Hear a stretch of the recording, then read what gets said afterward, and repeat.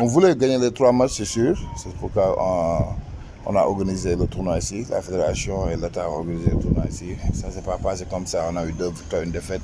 Mais je trouve que c'est un bilan positif. Parce que notre premier match, on a fait beaucoup d'erreurs. On savait si on avait joué peut-être un match amical avant ou si on avait joué la Côte d'Ivoire, deuxième match ou troisième match, on n'allait pas faire ce genre d'erreur. Mais c'est un peu normal parce que ayant seulement 3 jours pour s'entraîner et jouer un match, c'est pas évident. Même si on avait le groupe, ça fait peut-être 6 mois, on était à la Coupe d'Afrique. Et on manquait notre meilleur jeu aussi, Blanco Badio qui n'était pas là. Mais un bilan positif parce que c'est pas évident de jouer à domicile et perdre le premier match. Et les gosses ont répondu à l'appel au deuxième match. Qu'est-ce qui n'a pas marché pendant le premier match? Qu'est-ce qui n'a pas exactement marché? Pas marché, je peux dire, manque de réussite en attaque. On a eu beaucoup de manque de réussite parce qu'on a mis que seulement 3 points sur, je pense, 29. Et la deuxième chose, on a débuté le match mal parce que les Ivoiriens nous menaient, je pense, jusqu'à 16 ou 17 points. Mais après, on s'est battu, on est revenu. Et la défense aussi, la défense n'était pas là parce que, comme j'ai dit tout à l'heure, on a fait beaucoup d'erreurs en défense qu'on n'a pas fait, même pas à la Coupe d'Afrique, même pas sur un match. On a fait beaucoup d'erreurs. Même quand on regardait le film le lendemain, on a vu des erreurs qu'on n'a jamais fait dans cette équipe. Je pense que c'est ces choses-là, normal. Les joueurs ont une part de responsabilité, mais est-ce que le coach aussi n'a pas une part de responsabilité dans ça? Le coach a toujours pas responsable, c'est mon travail. C'est mon travail de faire, de préparer l'équipe qui soit prête à tout. Mais comme j'ai dit, c'est pas évident parce qu'on avait seulement 3 jours à s'entraîner. Et il y a des jeunes, on avait, je pense, 4 jeunes qui étaient nouveaux dans l'équipe. Comme Bamba qui a joué ce match-là. Et lui, il n'était pas venu pendant les vacances. Ça veut dire qu'il n'avait que 3 jours à s'entraîner avec l'équipe. Et il y a beaucoup de choses qu'on doit travailler. 3 jours, c'est un peu petit pour faire tout ça. Et c'est un peu normal. Mais après, comme j'ai dit, la chose la plus essentielle, on a rectifié tout ça. Et les zéros, on n'a pas fait ça après. C'est le premier match. Vous avez été surpris par la Côte d'Ivoire, par le niveau d'agressivité, la préparation, l'engagement par cette équipe? Je ne veux pas dire surpris, mais parce que eux, ils ont seulement 5 ou 6 jours qui étaient dans la Coupe d'Afrique qui étaient là. On ne les connaissait pas, même si on les regardait dans les films. Dans leurs équipes, c'est différent de les voir en équipe nationale. On ne savait pas ce qu'ils font, tu vois. Ça peut être une surprise, celle-là, mais on sait que le Côte d'Ivoire, c'est une très bonne équipe. C'est une équipe très agressive qui aime rentrer dans le pain et faire des shoots. Et on a fait beaucoup d'erreurs sur les pick and roll et ils nous ont fait payer cash. Mais le fait que cette équipe marque beaucoup de paniers à 3 points vous a surpris en quelque sorte?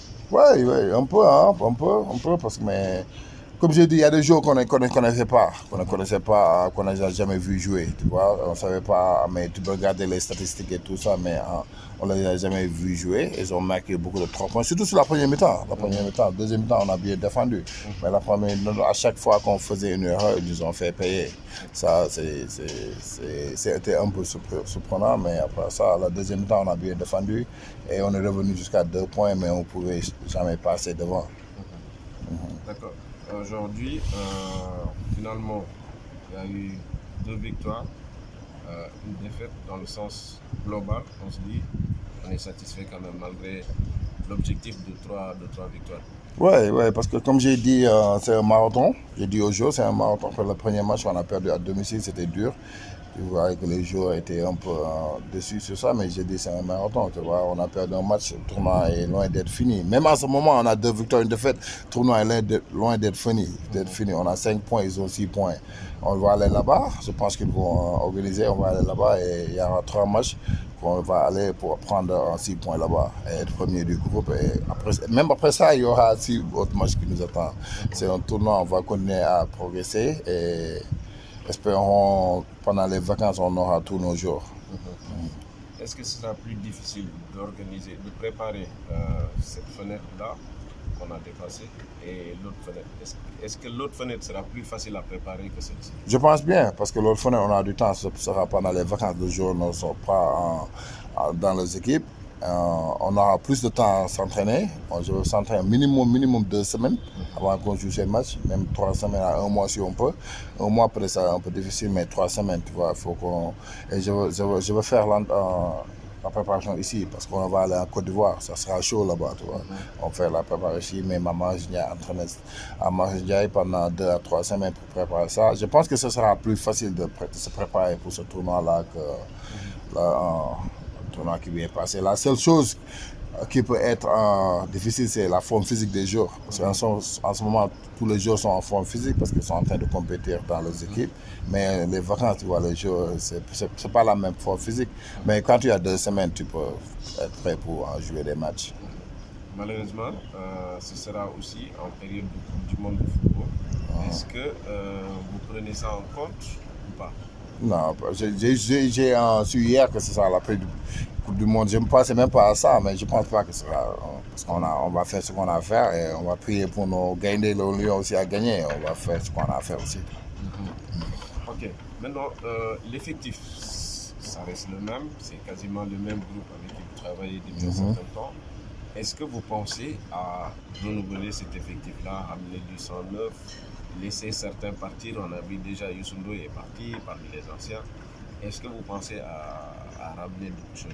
Parce que quand on regarde notre équipe, on a une équipe jeune. Je pense que c'est pas Moussa le plus âgé, il a 28 ans ou 29 ans. C'est une équipe jeune. On a Branco qui a 26 ans, Jean-Jacques qui a 25 ans. Et c'est le noyau de l'équipe. C'est une équipe nationale. L'équipe nationale, je dis, c'est pour tout le monde. C'est pour les 18-20 millions de Sénégalais. On va faire une compétition, on va prendre les meilleurs. Mais moi, je pense qu'il y a les jeunes comme Jean-Jacques, Branco, Moustapha, Ibou Faye, Gore, Ibou Badji. Ils ont marqué leurs empreintes dans l'équipe. Et pour qu'ils perdent leur place, il y a des jeunes qui doivent venir et montrer qu'ils sont meilleurs qu'eux. Et on va faire sa sélection.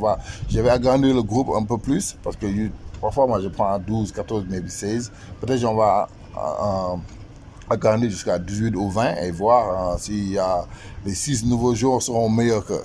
On verra. Tu vois? C'est pas parce que on garde le même goût parce que ce sont mes amis ou c'est parce que je pense qu'à chaque fois qu'ils viennent, ils montrent qu'ils sont meilleurs que les autres. Mais il faut ouvrir aussi cette tanière-là, cette sélection aux joueurs locaux. Parce qu'il y a quand même un championnat et si chaque fois qu'il y a compétition, les joueurs locaux ne sont pas concernés, est-ce que c'est pas quelque part démotivant? Non, je pense pas parce que moi, c'est en toute vérité, c'est difficile pour moi de prendre les joueurs locaux parce que je ne les connais pas tous. C'est pourquoi je parle chaque fois avec le DT Raoul. C'est son travail. Et on parle, je parle avec lui, je parle avec coach Babi. Même cette fois-ci, je lui dis, est-ce qu'on peut avoir un meneur local qui peut venir et nous aider? Mais on n'a pas pu trouver, parce qu'on n'a pas pu trouver ça et on est parti pour ce qu'on a. Et on va continuer à ouvrir la tanière pour tout le monde et s'il y a des joueurs locaux qui se montrent et qui veulent venir avec nous et faire les entraînements, on le fera. Alors, parlons de la gestion du groupe. C'est des jeunes que vous avez quasiment encadrés depuis quelques années. Est-ce que vous parvenez à maîtriser cette gestion de ce groupe-là? Est-ce que c'est facile? Oui, je connais le groupe, ça fait depuis que je suis assistant avec Boniface, parce que c'est le père. Il y avait Ibou Faye là-bas, il n'y avait pas Moustapha, il y a Branco, il y a Jean-Jacques. Tu vois, le noyau était là depuis longtemps, je les connais. C'est des jeunes superbes, moi j'ai la chance. Je le dis à chaque fois, on a un groupe très très discipliné. Même Maître Prési, après l'Afrobasket me disait ça, c'est le meilleur groupe qu'il a jamais vu en équipe nationale. Parce que c'est des jeunes disciplinés, j'ai des jeunes...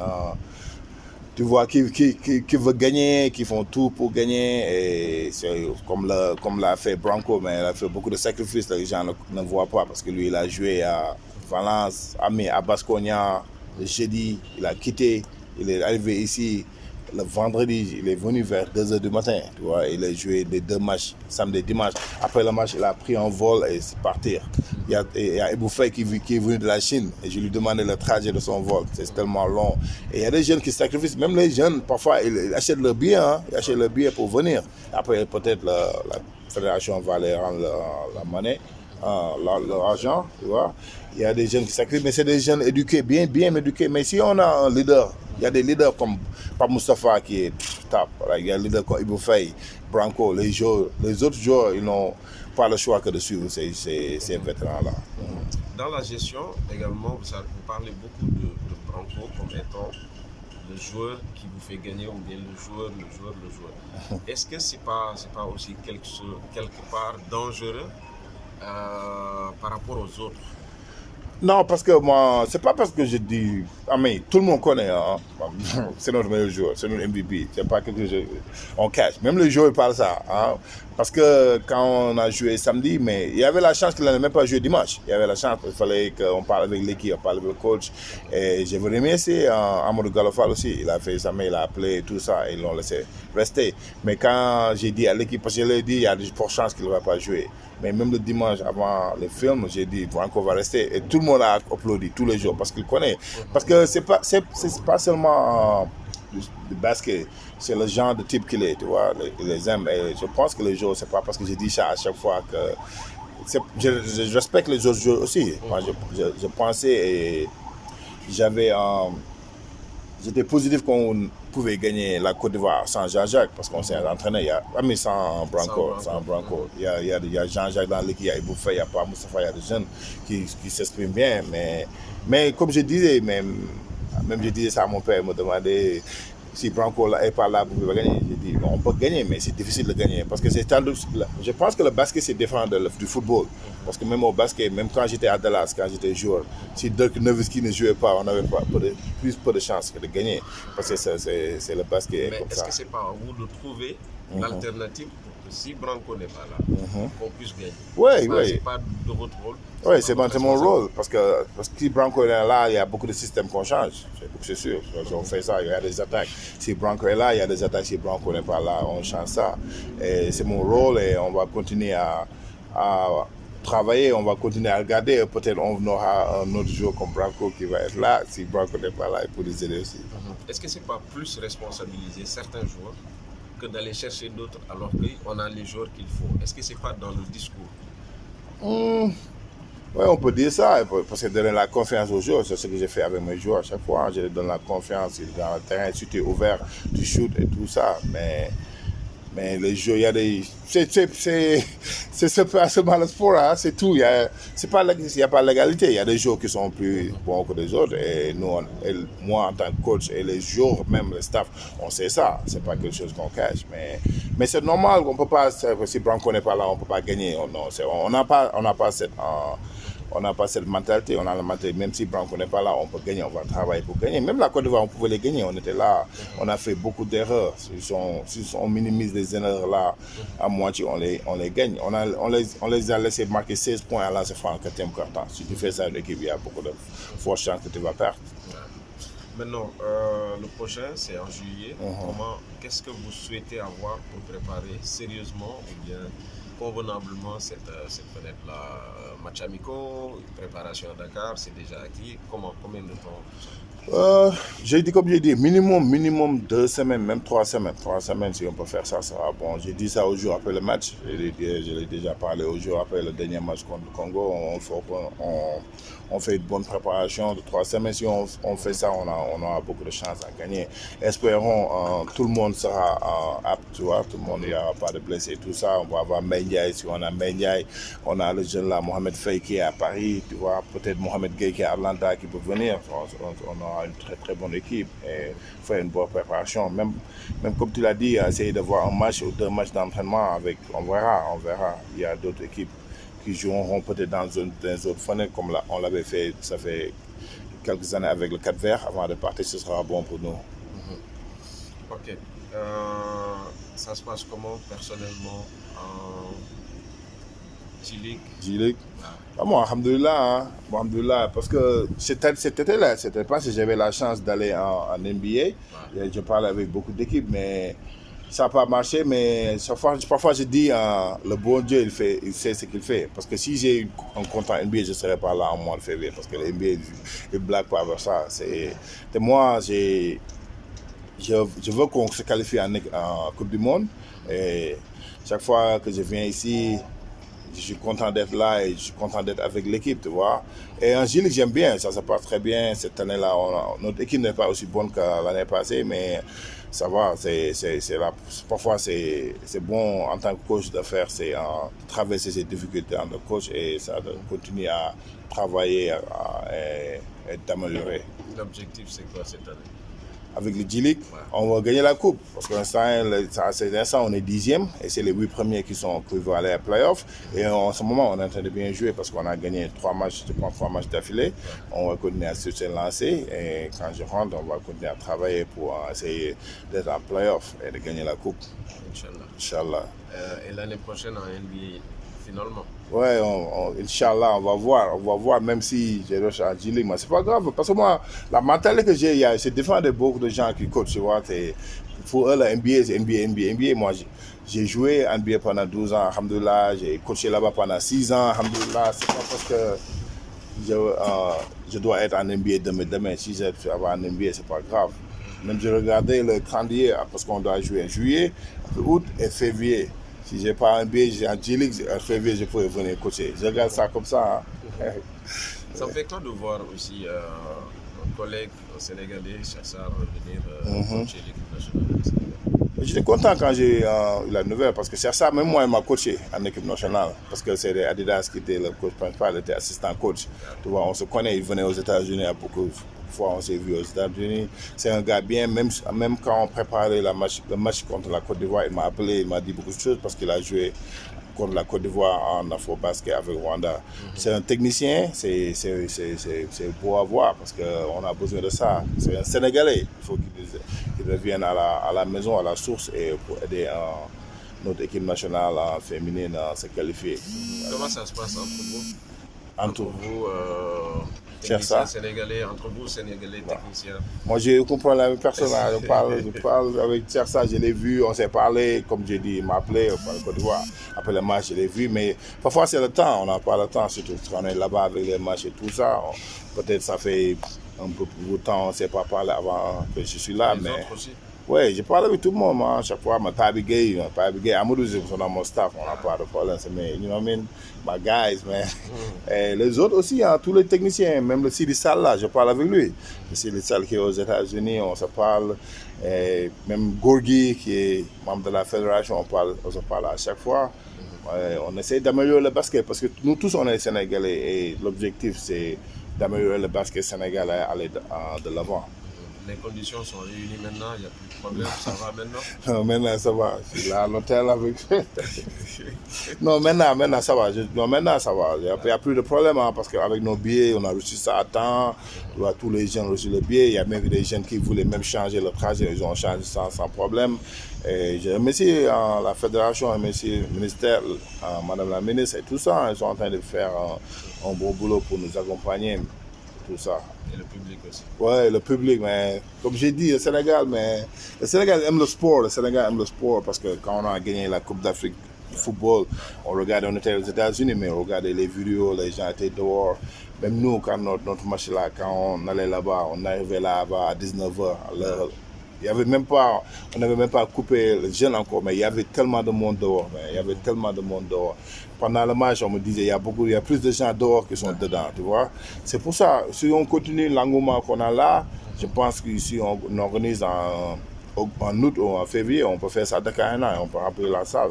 Parce que le Sénégalais aime le sport, c'est pourquoi je veux que je pense que les ministres sont en train de faire un bon travail pour améliorer et développer le sport, mais je pense qu'on peut aller plus loin. On peut dominer l'Afrique dans tout le sport, je pense bien. Organiser l'afro-basket, pourquoi pas? Oui, pourquoi pas, l'afro-basket. On a 2 salles, on a Marustia, on a Dakar Arena qui peut jouer.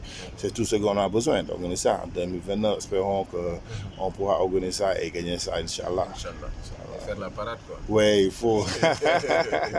Il faut, hein. On va gagner, Inch'Allah, on va gagner, on va continuer à travailler. C'est ce que je dis à chaque fois aux jeunes, hein, parce que la réussite, c'est pas un jour, c'est pas 2 jours, c'est pas 3 jours, il faut continuer à travailler. Parce que depuis que j'ai l'équipe, je vois qu'il y a une progression qui est là. Tu vois, on est allé à la Coupe d'Afrique. Et il y a des jours qui nous manquaient, par exemple, comme Mbaye Ndiaye n'était pas là, Mohamed Gueye, il y a les jours qui étaient là, on a la chance de gagner, mais on a bien joué. Parce qu'il y a 8 jours, il y a 8 ou 9 jours qui étaient, c'est la première fois en Afro-Basket. Même moi, en tant qu'entraîneur, je peux coacher en NBA, je peux coacher en Chili, c'est différent de Afro-Basket. On a eu la chance, on a terminé 3e, malheureusement, on a été battu en demi-finale par le Mali. Qui méritait la victoire, mais après on a fait 3e. Maintenant, l'objectif c'est de continuer à jouer des tournois. On a gagné, on va essayer de se qualifier à la Coupe du Monde. Après la Coupe du Monde, on va se qualifier aux Jeux Olympiques 2028 et 2029, il y aura la Coupe d'Afrique. Ça veut dire qu'à chaque été, il y aura des compétitions et c'est comme ça qu'on va continuer à se développer, à être plus bon.